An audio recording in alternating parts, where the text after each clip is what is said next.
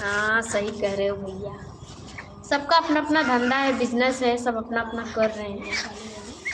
जिसका जो काम है वो करता है भाई। छोटा बड़ा नहीं होता। जो चीज़ हमको पेट भरने से, जिस चीज़ से मेरा पेट भर रहा है, उस बिजनेस में कोई शर्म नहीं है। इज्जत से कमाओ, कुछ भी करो। किसी के आगे कोई हाथ तो नहीं फैला रहा है ना।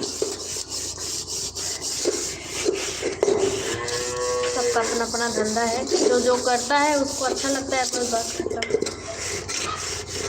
सब बिजनेसमैन ही बनेंगे तो कौन बनेगा? कौन बेचेगा गली गली में लड़कों को नल्ली कौन खिलाएगा बताओ?